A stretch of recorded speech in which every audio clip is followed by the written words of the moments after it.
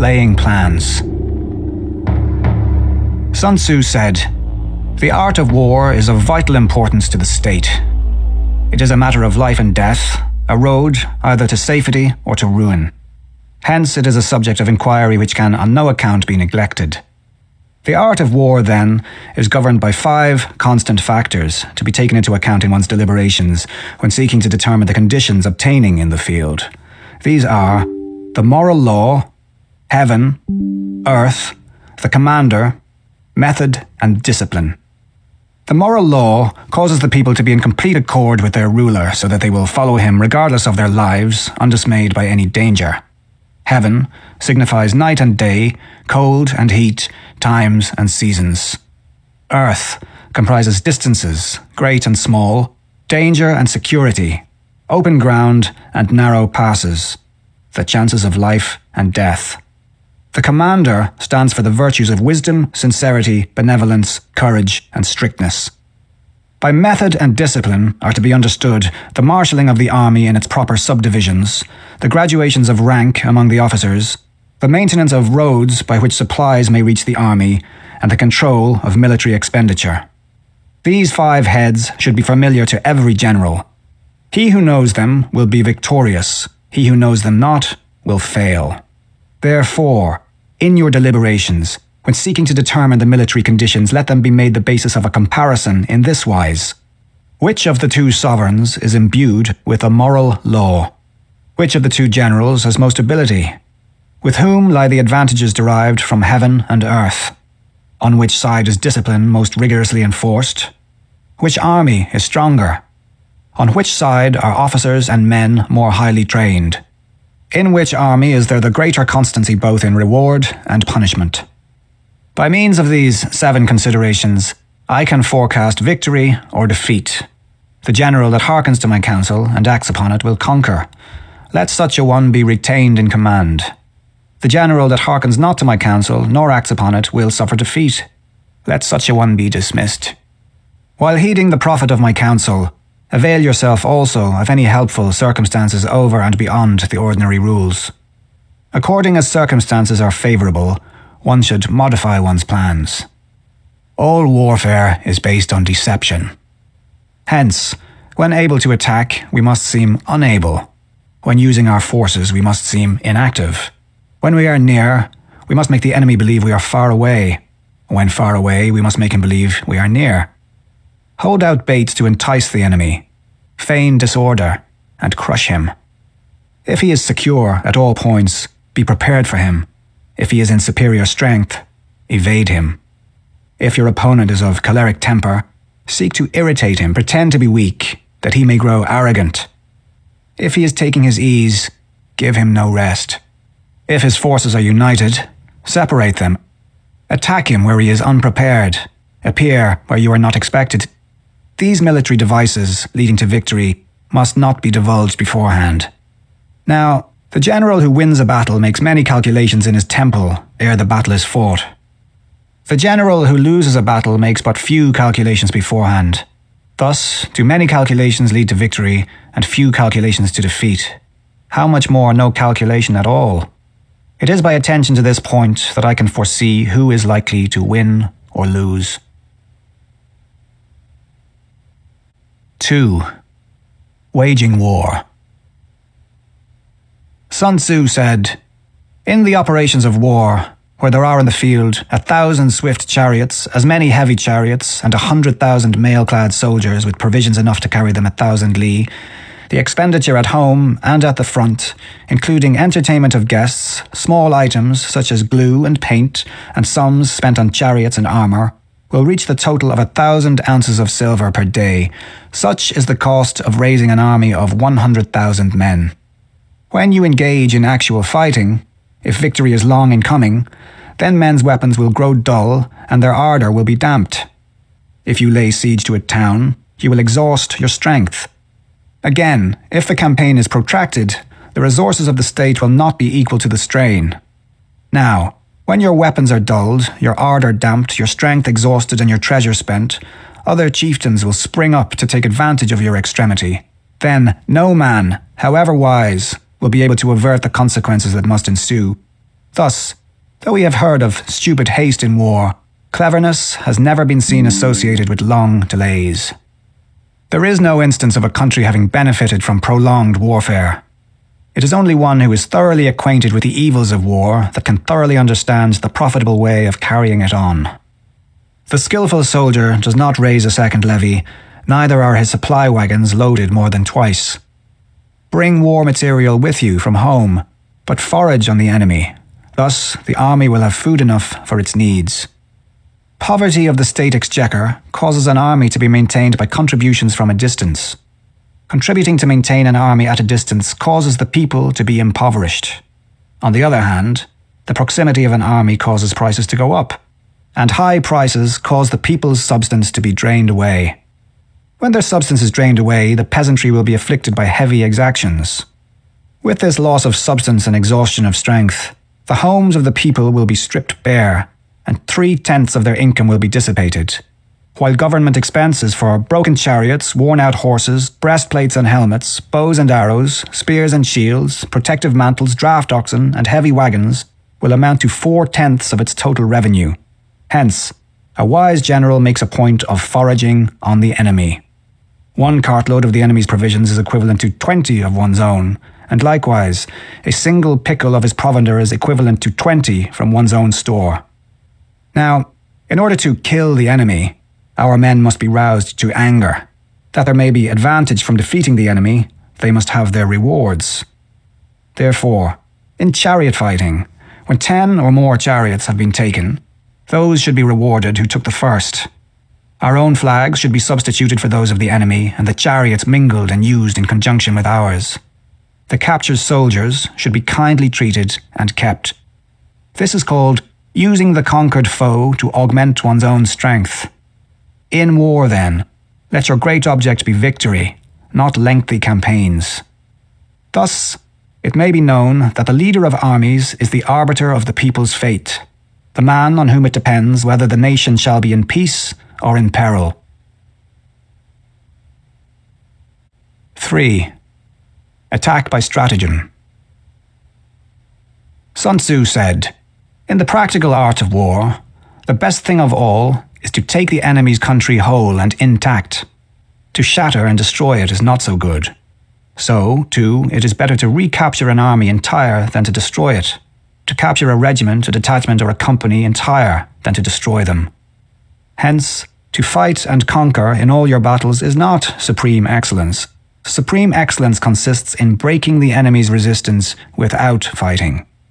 Thus, the highest form of generalship is to balk the enemy's plans.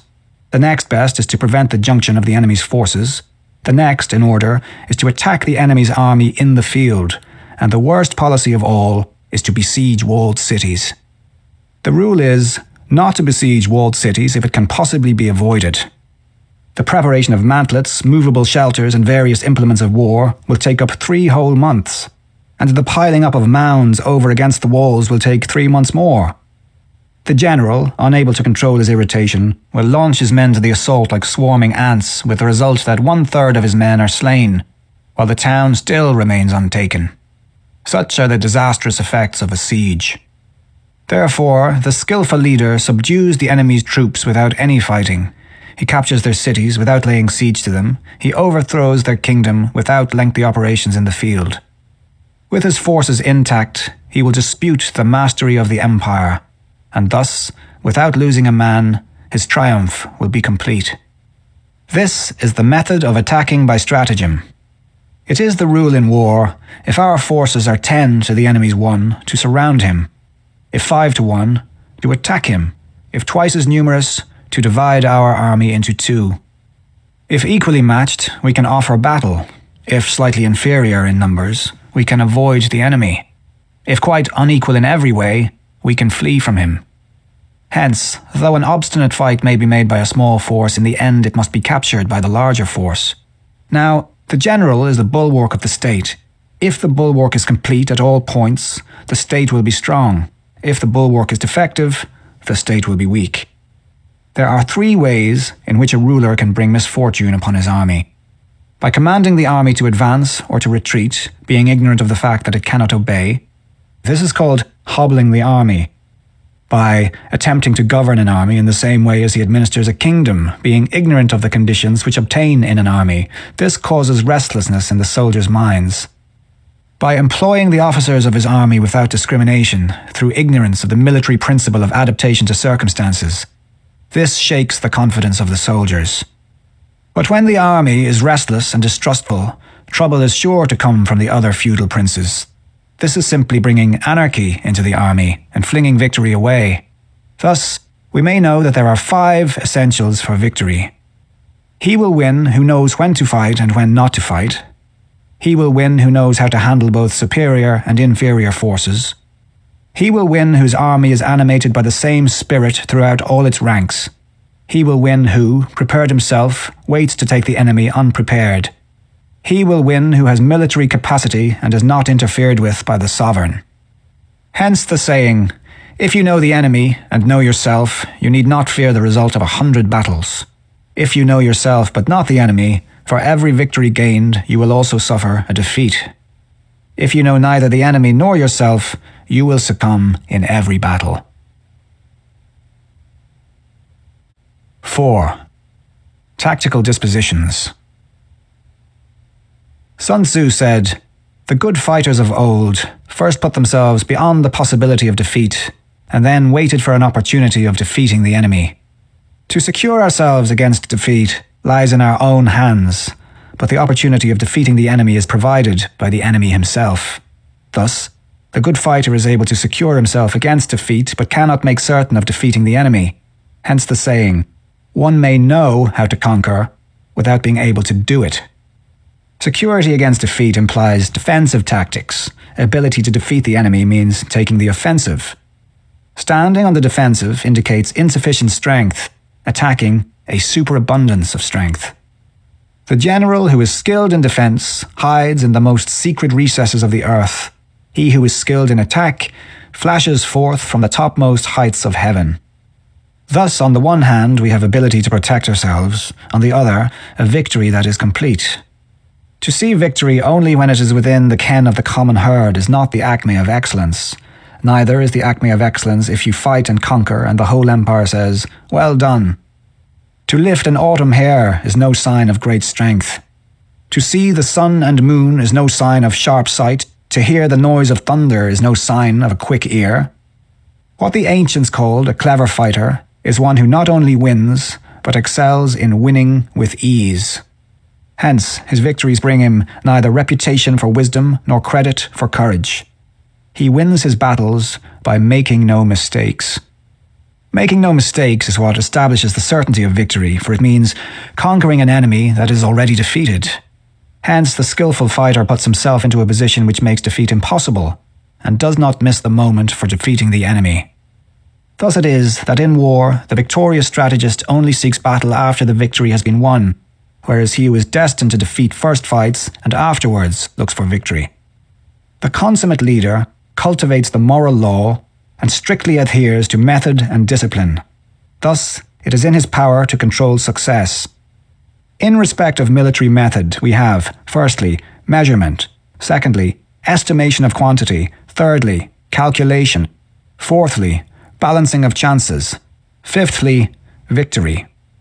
Measurement owes its existence to earth, estimation of quantity to measurement, calculation to estimation of quantity, balancing of chances to calculation, and victory to balancing of chances.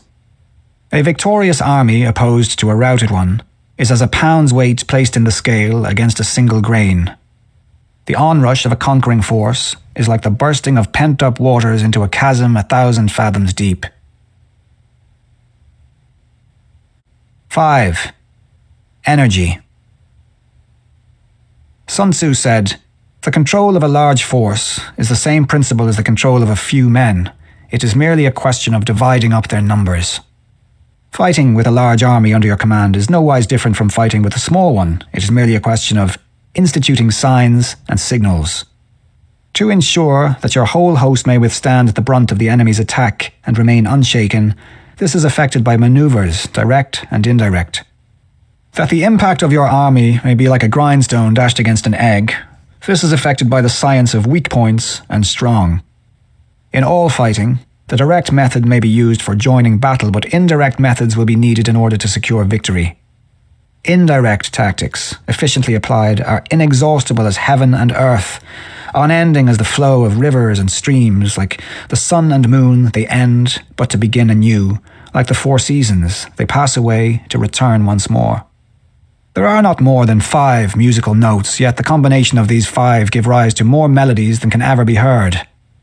There are not more than 5 primary colours, blue, yellow, red, white and black, yet in combination they produce more hues than can ever be seen. There are not more than 5 cardinal tastes, sour, acrid, salt, sweet, bitter, yet combinations of them yield more flavours than can ever be tasted. In battle, there are not more than 2 methods of attack, the direct and the indirect, yet these 2 in combination give rise to an endless series of manoeuvres. The direct and indirect lead on to each other in turn. It is like moving in a circle. You never come to an end. Who can exhaust the possibilities of their combination? The onset of troops is like the rush of a torrent which will even roll stones along in its course. The quality of decision is like the well-timed swoop of a falcon which enables it to strike and destroy its victim. Therefore, the good fighter will be terrible in his onset and prompt in his decision. Energy may be likened to the bending of a crossbow, decision to the releasing of a trigger. Amid the turmoil and tumult of battle, there may be seeming disorder, and yet no real disorder at all. Amid confusion and chaos, your array may be without head or tail, yet it will be proof against defeat. Simulated disorder postulates perfect discipline. Simulated fear postulates courage. Simulated weakness postulates strength. Hiding order beneath the cloak of disorder is simply a question of subdivision. Concealing courage under a show of timidity presupposes a fund of latent energy. Masking strength with weakness is to be effected by tactical dispositions. Thus, one who is skillful at keeping the enemy on the move maintains deceitful appearances, according to which the enemy will act. He sacrifices something that the enemy may snatch at it. By holding out baits, he keeps him on the march. Then, with a body of picked men, he lies in wait for him. The clever combatant looks to the effect of combined energy and does not require too much from individuals. Hence his ability to pick out the right men and utilize combined energy. When he utilizes combined energy, his fighting men become, as it were, like unto rolling logs or stones, for it is the nature of a log or stone to remain motionless on level ground and to move when on a slope, if four-cornered, to come to a standstill, but if round-shaped, to go rolling down. Thus, the energy developed by good fighting men is as the momentum of a round stone rolled down a mountain thousands of feet in height. So much on the subject of energy. 6. Weak points and strong. Sun Tzu said, "Whoever is first in the field and awaits the coming of the enemy will be fresh for the fight. Whoever is second in the field and has to hasten to battle will arrive exhausted. Therefore, the clever combatant imposes his will on the enemy, but does not allow the enemy's will to be imposed on him. By holding out advantages to him, he can cause the enemy to approach of his own accord, or, by inflicting damage, he can make it impossible for the enemy to draw near. If the enemy is taking his ease, he can harass him. If well supplied with food, he can starve him out. If quietly encamped, he can force him to move. Appear at points which the enemy must hasten to defend. March swiftly to places where you are not expected. An army may march great distances without distress if it marches through country where the enemy is not. You can be sure of succeeding in your attacks if you only attack places which are undefended. You can ensure the safety of your defense if you only hold positions that cannot be attacked. Hence, that general is skillful in attack whose opponent does not know what to defend, and he is skillful in defense whose opponent does not know what to attack. O divine art of subtlety and secrecy, through you we learn to be invisible, through you inaudible, and hence we can hold the enemy's fate in our hands. You may advance and be absolutely irresistible if you make for the enemy's weak points. You may retire and be safe from pursuit if your movements are more rapid than those of the enemy. If we wish to fight, the enemy can be forced to an engagement even though he be sheltered behind a high rampart and a deep ditch. All we need do is attack some other place that he will be obliged to relieve. If we do not wish to fight, We can prevent the enemy from engaging us, even though the lines of our encampment be merely traced out on the ground. All we need do is to throw something odd and unaccountable in his way. By discovering the enemy's dispositions and remaining invisible ourselves, we can keep our forces concentrated, while the enemy's must be divided. We can form a single united body, while the enemy must split up into fractions. Hence, there will be a whole pitted against separate parts of a whole, which means that we shall be many to the enemy's few. And if we are able thus to attack an inferior force with a superior one, our opponents will be in dire straits. The spot where we intend to fight must not be made known, for then the enemy will have to prepare against a possible attack at several different points. And his forces being thus distributed in many directions, the numbers we shall have to face at any given point will be proportionately few. For should the enemy strengthen his van, he will weaken his rear. Should he strengthen his rear, he will weaken his van. Should he strengthen his left, he will weaken his right. Should he strengthen his right, he will weaken his left. If he sends reinforcements everywhere, he will everywhere be weak. Numerical weakness comes from having to prepare against possible attacks, numerical strength from compelling our adversary to make these preparations against us. Knowing the place and the time of the coming battle, we may concentrate from the greatest distances in order to fight. But, if neither time nor place be known, then the left wing will be impotent to succour the right equally impotent to succour the left, the van unable to relieve the rear or the rear to support the van. How much more so if the furthest portions of the army are anything under 100 li apart, and even the nearest are separated by several li. Though, according to my estimate, the soldiers of Yue exceed our own in number, that shall advantage them nothing in the matter of victory. I say then that victory can be achieved. Though the enemy be stronger in numbers, we may prevent him from fighting. Scheme so as to discover his plans and the likelihood of their success. Rouse him and learn the principle of his activity or inactivity. Force him to reveal himself so as to find out his vulnerable spots. Carefully compare the opposing army with your own so that you may know where strength is superabundant and where it is deficient. In making tactical dispositions, the highest pitch you can attain is to conceal them. Conceal your dispositions, and you will be safe from the prying of the subtlest spies, from the machinations of the wisest brains. How victory may be produced for them out of the enemy's own tactics, that is what the multitude cannot comprehend. All men can see the tactics whereby I conquer, but what none can see is the strategy out of which victory is evolved. Do not repeat the tactics which have gained you one victory, but let your methods be regulated by the infinite variety of circumstances. Military tactics are like unto water, for water, in its natural course, runs away from high places and hastens downwards. So, in war, the way is to avoid what is strong and to strike at what is weak. Water shapes its course according to the nature of the ground over which it flows. The soldier works out his victory in relation to the foe whom he is facing. Therefore, just as water retains no constant shape, so in warfare there are no constant conditions. He who can modify his tactics in relation to his opponent and thereby succeed in winning may be called a heaven-born captain. The 5 elements, water, fire, wood, metal, earth, are not always equally predominant. The 4 seasons make way for each other in turn. There are short days and long. The moon has its periods of waning and waxing. 7. Maneuvering. Sun Tzu said, "In war, the general receives his commands from the sovereign." Having collected an army and concentrated his forces, he must blend and harmonize the different elements thereof before pitching his camp. After that comes tactical maneuvering, than which there is nothing more difficult. The difficulty of tactical maneuvering consists in turning the devious into the direct and misfortune into gain. Thus, to take a long and circuitous route, after enticing the enemy out of the way, and though starting after him to contrive to reach the goal before him, shows knowledge of the artifice of deviation. Maneuvering with an army is advantageous, with an undisciplined multitude most dangerous. If you set a fully equipped army in march in order to snatch an advantage, the chances are that you will be too late. On the other hand, to detach a flying column for the purpose involves the sacrifice of its baggage and stores.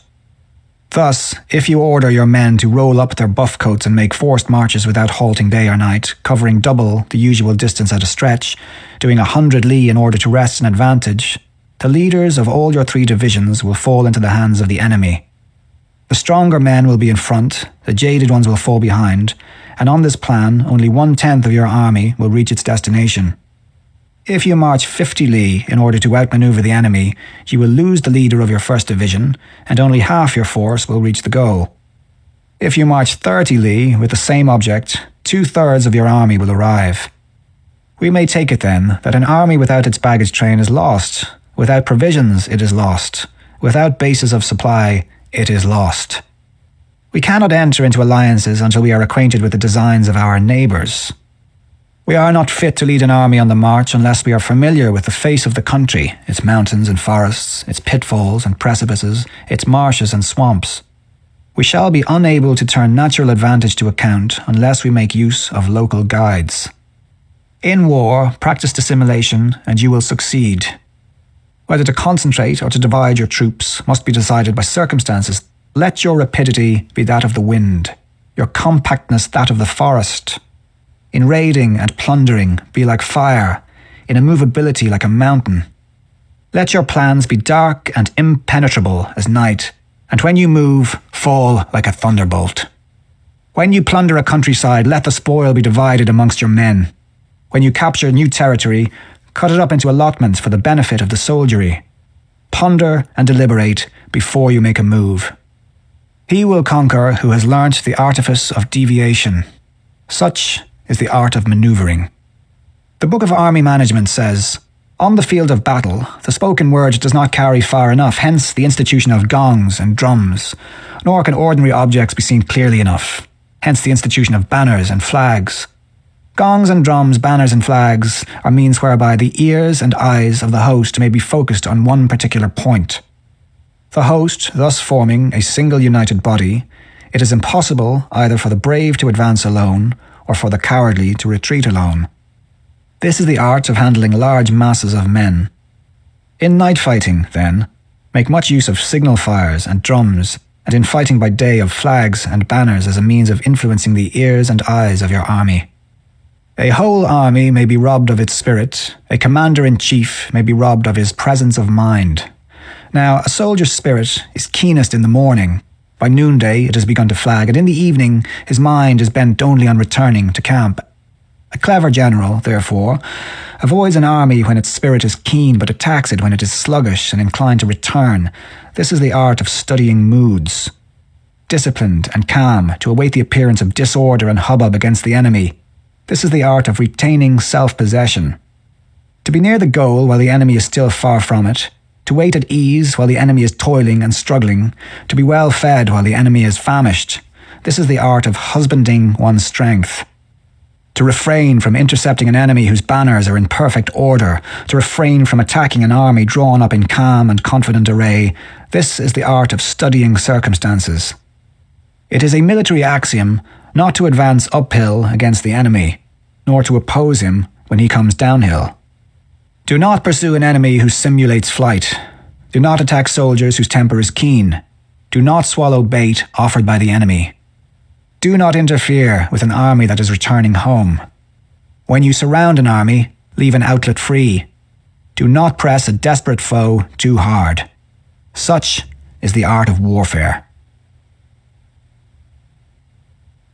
8. Variation in tactics. Sun Tzu said, in war, the general receives his commands from the sovereign, collects his army, and concentrates his forces. When in difficult country, do not encamp. In country where high roads intersect, join hands with your allies. Do not linger in dangerously isolated positions. In hemmed-in situations, you must resort to stratagem. In desperate position, you must fight. There are roads which must not be followed, armies which must be not attacked. Towns which must not be besieged, positions which must not be contested, commands of the sovereign which must not be obeyed. The general who thoroughly understands the advantages that accompany variation of tactics knows how to handle his troops. The general who does not understand these may be well acquainted with the configuration of the country, yet he will not be able to turn his knowledge to practical account.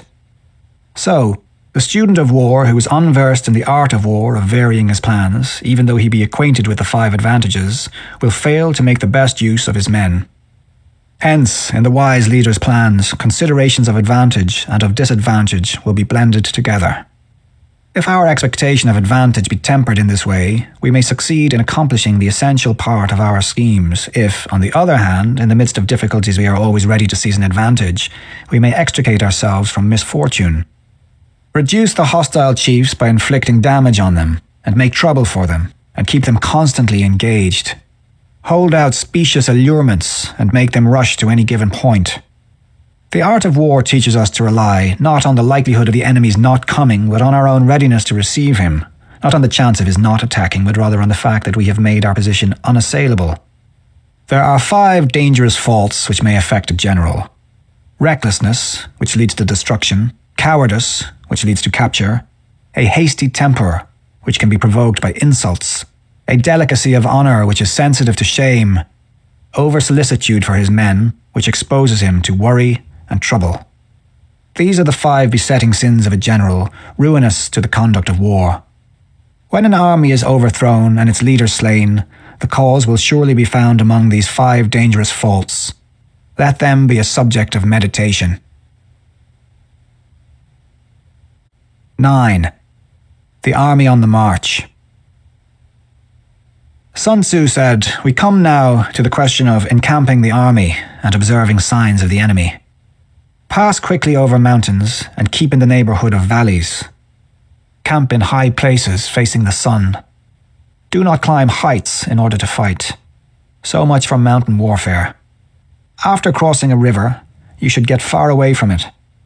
When an invading force crosses a river in its onward march, do not advance to meet it in midstream. It will be best to let half the army get across and then deliver your attack. If you are anxious to fight, you should not go to meet the invader near a river which he has to cross. Moor your craft higher up than the enemy and facing the sun. Do not move upstream to meet the enemy. So much for river warfare. In crossing salt marshes, your sole concern should be to get over them quickly without any delay. If forced to fight in a salt marsh, you should have water and grass near you and get your back to a clump of trees. So much for operations in salt marshes. In dry, level country, take up an easily accessible position with rising ground to your right and on your rear, so that the danger may be in front and safety lie behind. So much for campaigning in flat country. These are the 4 useful branches of military knowledge which enabled the Yellow Emperor to vanquish 4 several sovereigns. All armies prefer high ground to low and sunny places to dark. If you are careful of your men and camp on hard ground, the army will be free from disease of every kind, and this will spell victory. When you come to a hill or a bank, occupy the sunny side with the slope on your right rear. Thus you will at once act for the benefit of your soldiers and utilize the natural advantages of the ground. When, in consequence of heavy rains upcountry, a river which you wish to ford is swollen and flecked with foam, you must wait until it subsides. Country in which there are precipitous cliffs with torrents running between, deep natural hollows, confined places, tangled thickets, quagmires and crevasses, should be left with all possible speed and not approached. While we keep away from such places, we should get the enemy to approach them. While we face them, we should let the enemy have them on his rear. If in the neighbourhood of your camp there should be any hilly country, ponds surrounded by aquatic grass, hollow basins filled with reeds, or woods with thick undergrowth, they must be carefully routed out and searched, for these are places where men in ambush or insidious spies are likely to be lurking. When the enemy is close at hand and remains quiet, he is relying on the natural strength of his position. When he keeps aloof and tries to provoke a battle, he is anxious for the other side to advance. If his place of encampment is easy of access, he is tendering a bait. Movement amongst the trees of a forest shows that the enemy is advancing. The appearance of a number of screens in the midst of thick grass means that the enemy wants to make us suspicious. The rising of birds in their flight is a sign of an ambuscade. Startled beasts indicate that a sudden attack is coming. When there is dust rising in a high column, it is a sign of chariots advancing. When the dust is low but spread over a wide area, it betokens the approach of infantry. When it branches out in different directions, it shows that parties have been sent to collect firewood. A few clouds of dust moving to and fro signify that the army is encamping. Humble words and increased preparations are signs that the enemy is about to advance. Violent language and driving forward as if to the attack are signs that he will retreat.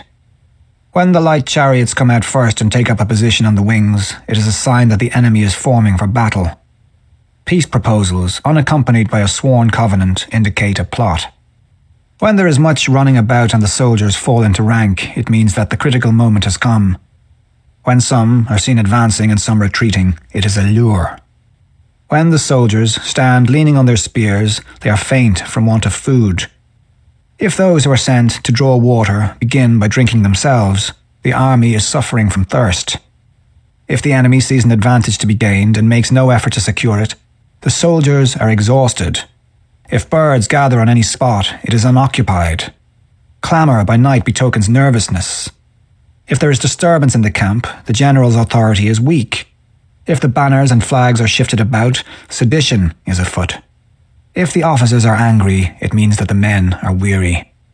When an army feeds its horses with grain and kills its cattle for food, and when the men do not hang their cooking pots over the campfires, showing that they will not return to their tents, you may know that they are determined to fight to the death. The sight of men whispering together in small knots or speaking in subdued tones points to disaffection amongst the rank and file. Too frequent rewards signify that the enemy is at the end of his resources. Too many punishments betray a condition of dire distress. To begin by bluster but afterwards to take fright at the enemy's numbers shows a supreme lack of intelligence. When envoys are sent with compliments in their mouths, it is a sign that the enemy wishes for a truce. If the enemy's troops march up angrily and remain facing ours for a long time without either joining battle or taking themselves off again, the situation is one that demands great vigilance and circumspection. If our troops are no more in number than the enemy, that is amply sufficient. It only means that no direct attack can be made. What we can do is simply to concentrate all our available strength, keep a close watch on the enemy, and obtain reinforcements. He who exercises no forethought but makes light of his opponents is sure to be captured by them. If soldiers are punished before they have grown attached to you, they will not prove submissive and, unless submissive, then will be practically useless.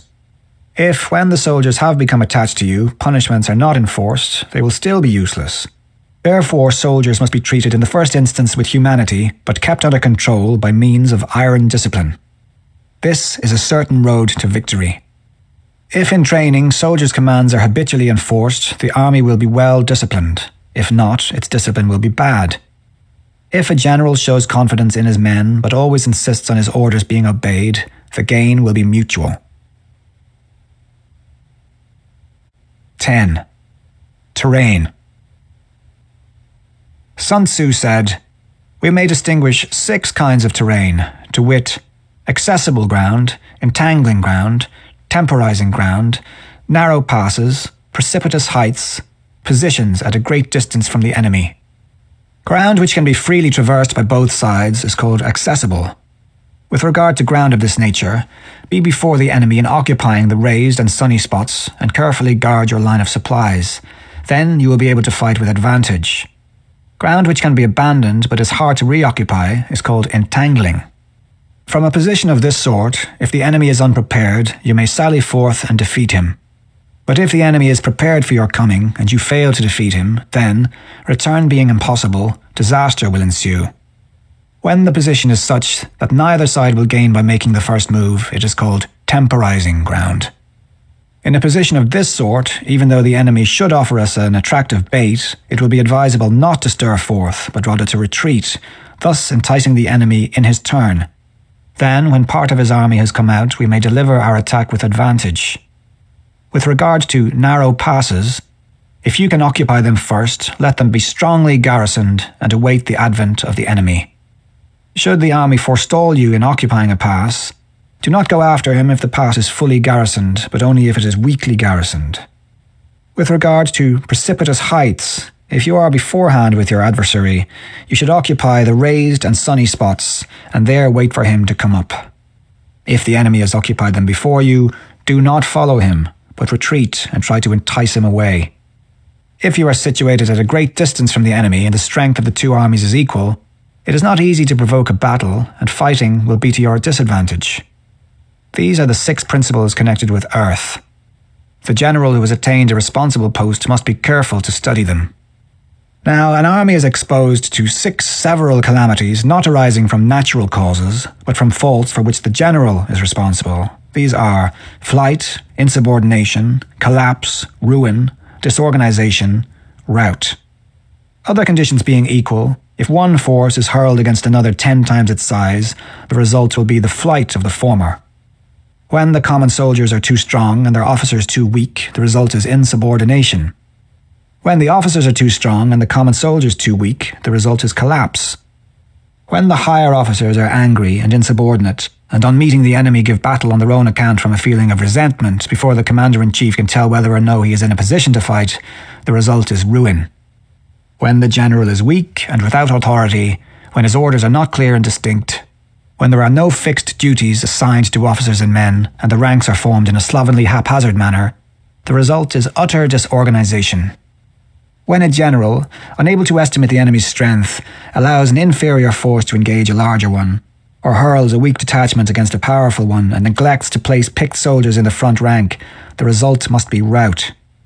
These are 6 ways of courting defeat, which must be carefully noted by the general who has attained a responsible post. The natural formation of the country is the soldier's best ally, but a power of estimating the adversary, of controlling the forces of victory, and of shrewdly calculating difficulties, dangers, and distances, constitutes the test of a great general. He who knows these things, and in fighting puts his knowledge into practice, will win his battles. He who knows them not, nor practices them, will surely be defeated. If fighting is sure to result in victory, then you must fight, even though the ruler forbid it. If fighting will not result in victory, then you must not fight, even at the ruler's bidding. The general who advances without coveting fame and retreats without fearing disgrace, whose only thought is to protect his country and do good service for his sovereign, is the jewel of the kingdom. Regard your soldiers as your children, and they will follow you into the deepest valleys. Look upon them as your own beloved sons, and they will stand by you even unto death. If, however, you are indulgent but unable to make your authority felt, kind-hearted but unable to enforce your commands, and incapable, moreover, of quelling disorder, then your soldiers must be likened to spoilt children. They are useless for any practical purpose. If we know that our own men are in a condition to attack, but are unaware that the enemy is not open to attack, we have gone only halfway towards victory. If we know that the enemy is open to attack, but are unaware that our own men are not in a condition to attack, we have gone only halfway towards victory. If we know that the enemy is open to attack and also know that our men are in a condition to attack, but are unaware that the nature of the ground makes fighting impracticable, we have still gone only halfway towards victory. Hence, the experienced soldier, once in motion, is never bewildered. Once he has broken camp, he is never at a loss. Hence the saying, if you know the enemy and know yourself, your victory will not stand in doubt. If you know heaven and know earth, you may make your victory complete. 11. The 9 situations. Sun Tzu said, "The art of war recognizes 9 varieties of ground. Dispersive ground, facile ground, contentious ground, open ground, ground of intersecting highways, serious ground, difficult ground, hemmed-in ground, desperate ground." When a chieftain is fighting in his own territory, it is dispersive ground. When he has penetrated into hostile territory, but to no great distance, it is facile ground. Ground, the possession of which imports great advantage to either side, is contentious ground. Ground on which each side has liberty of movement is open ground. Ground which forms the key to 3 contiguous states, so that he who occupies it first has most of the empire at his command, is a ground of intersecting highways. When an army has penetrated into the heart of a hostile country, leaving a number of fortified cities in its rear, it is serious ground. Mountain forests, rugged steeps, marshes and fens, all country that is hard to traverse, this is difficult ground. Ground which is reached through narrow gorges and from which we can only retire by tortuous paths, so that a small number of the enemy should suffice to crush a large body of our men, this is hemmed-in ground. Ground on which we can only be saved from destruction by fighting without delay is desperate ground. On dispersive ground, therefore, fight not. On facile ground, halt not. On contentious ground, attack not. On open ground, do not try to block the enemy's way. On the ground of intersecting highways, join hands with your allies. On serious ground, gather in plunder. In difficult ground, keep steadily on the march. On hemmed-in ground, resort to stratagem. On desperate ground, fight. Those who are called skillful leaders of old knew how to drive a wedge between the enemy's front and rear, to prevent cooperation between his large and small divisions, to hinder the good troops from rescuing the bad, the officers from rallying their men. When the enemy's men were united, they managed to keep them in disorder. When it was to their advantage, they made a forward move when otherwise they stopped still. If asked how to cope with a great host of the enemy in orderly array and on the point of marching to the attack, I should say, begin by seizing something which your opponent holds dear. Then he will be amenable to your will. Rapidity is the essence of war. Take advantage of the enemy's unreadiness. Make your way by unexpected routes and attack unguarded spots. The following are the principles to be observed by an invading force. The further you penetrate into a country, the greater will be the solidarity of your troops, and thus the defenders will not prevail against you. Make forays in fertile country in order to supply your army with food. Carefully study the well-being of your men and do not overtax them. Concentrate your energy and hoard your strength. Keep your army continually on the move and devise unfathomable plans. Throw your soldiers into positions whence there is no escape, and they will prefer death to flight. If they will face death, there is nothing they may not achieve. Officers and men alike will put forth their uttermost strength. Soldiers, when in desperate straits, lose the sense of fear. If there is no place of refuge, they will stand firm. If they are in hostile country, they will show a stubborn front.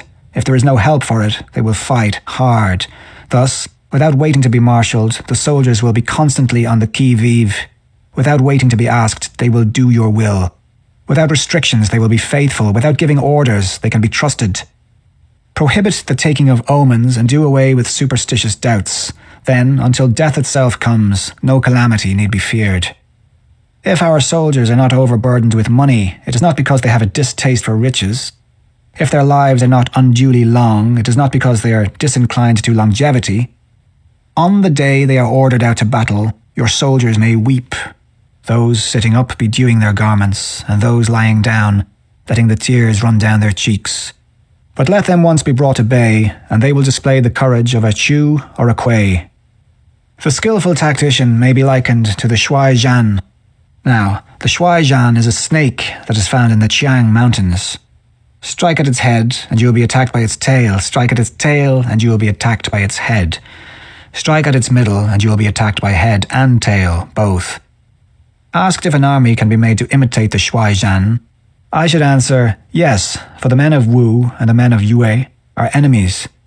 Yet if they are crossing a river in the same boat and are caught by a storm, they will come to each other's assistance, just as the left hand helps the right. Hence, it is not enough to put one's trust in the tethering of horses and the burying of chariot wheels in the ground. The principle on which to manage an army is to set up one standard of courage which all must reach. How to make the best of both strong and weak, that is a question involving the proper use of ground. Thus, the skillful general conducts his army just as though he were leading a single man, willy-nilly by the hand. It is the business of a general to be quiet and thus ensure secrecy, upright and just, and thus maintain order. He must be able to mystify his officers and men by false reports and appearances and thus keep them in total ignorance. By altering his arrangements and changing his plans, he keeps the enemy without definite knowledge. By shifting his camp and taking circuitous routes, he prevents the enemy from anticipating his purpose. At the critical moment, the leader of an army acts like one who has climbed up a height and then kicks away the ladder behind him. He carries his men deep into hostile territory before he shows his hand. He burns his boats and breaks his cooking pots.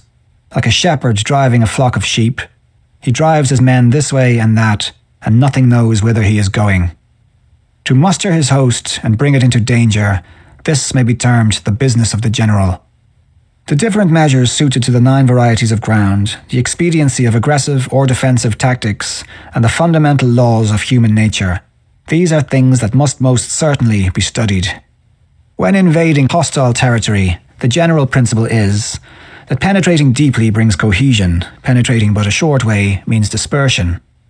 When you leave your own country behind and take your army across neighbourhood territory, you find yourself on critical ground. When there are means of communication on all four sides, the ground is one of intersecting highways. When you penetrate deeply into a country, it is serious ground. When you penetrate but a little way, it is facile ground. When you have the enemy's strongholds on your rear and narrow passes in front, it is hemmed-in ground. When there is no place of refuge at all, it is desperate ground. Therefore, on dispersive ground, I would inspire my men with unity of purpose. On facile ground, I would see that there is close connection between all parts of my army. On contentious ground, I would hurry up my rear. On open ground, I would keep a vigilant eye on my defences. On ground of intersecting highways, I would consolidate my alliances. On serious ground, I would try to ensure a continuous stream of supplies. On difficult ground, I would keep pushing on along the road. On hemmed-in ground, I would block any way of retreat. On desperate ground, I would proclaim to my soldiers the hopelessness of saving their lives. For it is the soldier's disposition to offer an obstinate resistance when surrounded, to fight hard when he cannot help himself, and to obey promptly when he has fallen into danger. We cannot enter into alliance with neighbouring princes until we are acquainted with their designs. We are not fit to lead an army on the march unless we are familiar with the face of the country, its mountains and forests, its pitfalls and precipices, its marshes and swamps. We shall be unable to turn natural advantages to account unless we make use of local guides. To be ignored of any one of the following 4 or 5 principles does not befit a warlike prince. When a warlike prince attacks a powerful state, his generalship shows itself in preventing the concentration of the enemy's forces. He overawes his opponents, and their allies are prevented from joining against him. Hence, he does not strive to ally himself with all and sundry, nor does he foster the power of other states. He carries out his own secret designs, keeping his antagonists in awe. Thus, he is able to capture their cities and overthrow their kingdoms. Bestow rewards without regard to rule. Issue orders without regard to previous arrangements, and you will be able to handle a whole army as though you had to do with but a single man. Confront your soldiers with the deed itself. Never let them know your design. When the outlook is bright, bring it before their eyes, but tell them nothing when the situation is gloomy. Place your army in deadly peril, and it will survive. Plunge it into desperate straits, and it will come off in safety. For it is precisely when a force has fallen into harm's way that it is capable of striking a blow for victory. Success in warfare is gained by carefully accommodating ourselves to the enemy's purpose. By persistently hanging on the enemy's flank, we shall succeed in the long run in killing the commander-in-chief. This is called ability to accomplish a thing by sheer cunning. On the day that you take up your command, block the frontier passes, destroy the official tallies, and stop the passage of all emissaries. Be stern in the council chamber so that you may control the situation. If the enemy leaves a door open, you must rush in. Forestall your opponent by seizing what he holds dear and subtly contrive to time his arrival on the ground. Walk in the path defined by rule, and accommodate yourself to the enemy until you can fight a decisive battle. At first, then, exhibit the coyness of a maiden until the enemy gives you an opening. Afterwards, emulate the rapidity of a running hare, and it will be too late for the enemy to oppose you. 12. The attack by fire. Sun Tzu said, "There are 5 ways of attacking with fire. The first is to burn soldiers in their camp. The second is to burn stores. The third is to burn baggage trains. The fourth is to burn arsenals and magazines. The fifth is to hurl dropping fire amongst the enemy." In order to carry out an attack, we must have means available. The material for raising fire should always be kept in readiness. There is a proper season for making attacks with fire and special days for starting a conflagration. The proper season is when the weather is very dry. The special days are those when the moon is in the constellations of the sieve, the wall, the wing, or the crossbar. For these 4 are all days of rising wind. In attacking with fire, one should be prepared to meet 5 possible developments. When fire breaks out inside the enemy's camp, respond at once with an attack from without. If there is an outbreak of fire but the enemy's soldiers remain quiet, bide your time and do not attack. When the force of the flames has reached its height, follow it up with an attack, if that is practicable. If not, stay where you are. If it is possible to make an assault with fire from without, do not wait for it to break out within, but deliver your attack at a favourable moment. When you start a fire, be to windward of it. Do not attack from the leeward. A wind that rises in the daytime lasts long, but a night breeze soon falls. In every army, the 5 developments connected with fire must be known, the movements of the stars calculated, and a watch kept for the proper days. Hence, those who use fire as an aid to the attack show intelligence. Those who use water as an aid to the attack gain an accession of strength. By means of water, an enemy may be intercepted, but not robbed of all his belongings. Unhappy is the fate of one who tries to win his battles and succeed in his attacks without cultivating the spirit of enterprise, for the result is waste of time and general stagnation. Hence the saying, "The enlightened ruler lays his plans well ahead. The good general cultivates his resources." Move not unless you see an advantage. Use not your troops unless there is something to be gained. Fight not unless the position is critical. No ruler should put troops into the field merely to gratify his own spleen. No general should fight a battle simply out of pique. If it is to your advantage, make a forward move. If not, stay where you are. Anger may in time change to gladness. Vexation may be succeeded by content. But a kingdom that has once been destroyed can never come again into being, nor can the dead ever be brought back to life. Hence, the enlightened ruler is heedful and the good general full of caution. This is the way to keep a country at peace and an army intact. 13. The use of spies. Sun Tzu said, "Raising a host of 100,000 men and marching them great distances entails heavy loss on the people and a drain on the resources of the state. The daily expenditure will amount to 1,000 ounces of silver. There will be commotion at home and abroad, and men will drop down exhausted on the highways. As many as 700,000 families will be impeded in their labour. Hostile armies may face each other for years, striving for the victory which is decided in a single day. This being so, to remain in ignorance of the enemy's condition simply because one grudges the outlay of 100 ounces of silver in honours and emoluments is the height of inhumanity. One who acts thus is no leader of men, no present help to his sovereign, no master of victory. Thus, what enables the wise sovereign and the good general to strike and conquer and achieve things beyond the reach of ordinary men is foreknowledge. Now, this foreknowledge cannot be elicited from spirits. It cannot be obtained inductively from experience, nor by any deductive calculation. Knowledge of the enemy's dispositions can only be obtained from other men. Hence the use of spies, of whom there are 5 classes: local spies, inward spies, converted spies, doomed spies, surviving spies. When these 5 kinds of spy are all at work, none can discover the secret system. This is called divine manipulation of the threads. It is the sovereign's most precious faculty. Having local spies means employing the services of the inhabitants of a district. Having inward spies, making use of officials of the enemy. Having converted spies, getting hold of the enemy's spies and using them for our own purposes. Having doomed spies, doing certain things openly for purposes of deception and allowing our spies to know of them and report them to the enemy. Surviving spies, finally, are those who bring back news from the enemy's camp. Hence, it is that which none in the whole army are more intimate relations to be maintained than with spies. None should be more liberally rewarded. In no other business should greater secrecy be preserved.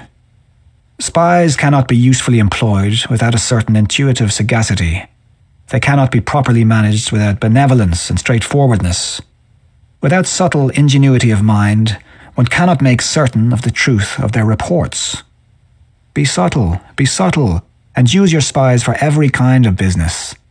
If a secret piece of news is divulged by a spy before the time is ripe, he must be put to death together with the man to whom the secret was told. Whether the object be to crush an army, to storm a city, or to assassinate an individual, it is always necessary to begin by finding out the names of the attendants, the aides de camp, and doorkeepers and sentries of the general in command. Our spies must be commissioned to ascertain these. The enemy's spies, who have come to spy on us, must be sought out, tempted with bribes, led away, and comfortably housed. Thus, they will become converted spies and available for our service. It is through the information brought by the converted spy that we are able to acquire and employ local and inward spies. It is owing to his information, again, that we can cause the doomed spy to carry false tidings to the enemy. Lastly, it is by his information that the surviving spy can be used on appointed occasions. The end and aim of spying, in all its 5 varieties, is knowledge of the enemy, and this knowledge can only be derived in the first instance from the converted spy. Hence, it is essential that a converted spy be treated with the utmost liberality. Of old, the rise of the Yin dynasty was due to Ija, who had served under the Xia.